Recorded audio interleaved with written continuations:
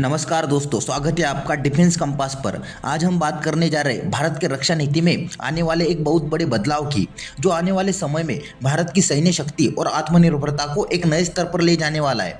हाल ही में रक्षा सचिव राजेश कुमार सिंह ने एक बहुत बड़ा ऐलान किया। उन्होंने बताया कि भारत सरकार जल्द ही 30,000 करोड़ रुपए का रिक्वेस्ट फॉर प्रपोजल यानी निविदा जारी करने जा रही है। यह निविदा होगी मेल क्लास ड्रोन यानी medium altitude long endurance drone. Chapter 1, MALE drone क्यों जरूरी है। ये ड्रोन भारत की सुरक्षा और आधुनिक युद्ध क्षमता के लिए बेहद अहम माने जाते हैं। ये लंबी दूरी तक उड़ सकते हैं, सीमा पर लगातार निगरानी कर सकते हैं और जरूरत पड़ने पर दुश्मन पर सटीक हमला भी कर सकते हैं। सरकार चाहती है कि आने वाले समय में इन ड्रोन का बड़े पैमाने पर उत्पादन हो और इसमें सिर्फ सरकारी कंपनियां ही नहीं बल्कि निजी कंपनियां और स्टार्टअप भी हिस्सा ले। चैप्टर 2, आधुनिक युद्ध और भारत की तैयारी। राजेश कुमार सिंह ने कहा कि हाल के वैश्विक युद्धों से हमें यह सीखने को मिला है कि अब आधुनिक युद्ध सिर्फ सैनिकों और टैंकों से लड़े नहीं जाते। अब युद्ध में सबसे ज्यादा इस्तेमाल होता है मिसाइल और ड्रोन का।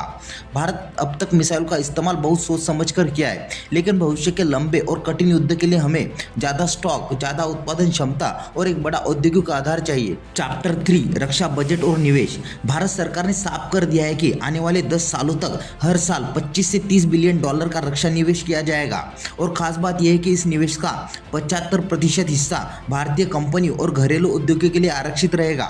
इससे फायदा यह होगा कि भारत आयात पर निर्भरता कम करेगा और पूरी तरह से make in India defence ecosystem तैयार होगा। चैप्टर 4, इन क्षेत्रों पर रहेगा फोकस। सरकार का फोकस सिर्फ ड्रोन पर नहीं बल्कि कई टेक्नोलॉजी पर है, जैसे ड्रोन और UAV, under water drone, satellite imaging, precision munitions यानी सटीक मार करने वाले हथियार। ये वो क्षेत्र है जिन्हें भारत को जल्द से जल्द पूरा करना पड़ेगा। चैप्टर 5, सरकारी कंपनियां बनाम निजी क्षेत्र। अब तक भारत की ज्यादातर मिसाइल और हथियार निर्माण की जिम्मेदारी बीडीएल और एमआईएल जैसी सरकारी कंपनियों पर थी, लेकिन उनकी क्षमता सीमित है। इसलिए सरकार अब नॉमिनेशन बेस्ड कॉन्ट्रैक्ट यानी सिर्फ सरकारी कंपनी को सीधे आदेश देने की नीति छोड़कर ओपन कॉम्पिटिटिव बिडिंग शुरू करने जा रही है, यानी अब निजी कंपनियों और स्टार्टअप को भी बड़ा मौका मिलेगा। चैप्टर 6, स्टार्टअप को मिलेगा खास समर्थन। सरकार स्टार्टअप के लिए रक्षा मंत्रालय में अलग अलग सेक्शन बना रही है।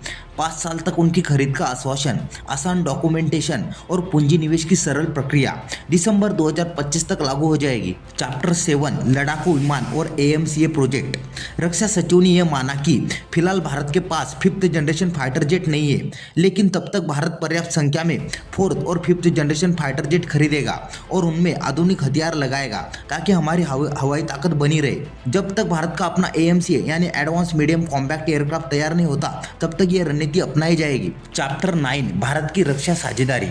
भारत भविष्य में अमेरिका और रूस दोनों से साझेदारी के लिए तैयार है, लेकिन शर्त सिर्फ एक है, जो भी देश भारत को क्रिटिकल टेक्नोलॉजी ट्रांसफर करने के लिए तैयार होगा वही भारत का असली पार्टनर बनेगा। चैप्टर 10, निष्कर्ष। दोस्तों, साफ है कि भारत अपनी रक्षा नीति में एक बहुत बड़ा परिवर्तन कर रहा है। अब हम आयात पर निर्भर नहीं रहेंगे बल्कि खुद अपने हथियार, मिसाइलें और ड्रोन बनाएंगे और आने वाले समय में यह 30,000 करोड़ का मेल ड्रोन प्रोजेक्ट भारत के आत्मनिर्भर भारत डिफेंस मॉडल का एक ऐतिहासिक उदाहरण बनने वाला है। तो आज के वीडियो में बस इतना ही। वीडियो अच्छा लगा तो प्लीज़ लाइक, शेयर और चैनल को सब्सक्राइब करना ना भूले। मिलते हैं इसी तरह के अगले एक और नए इन्फॉर्मेटिव वीडियो के साथ। Thank you for watching.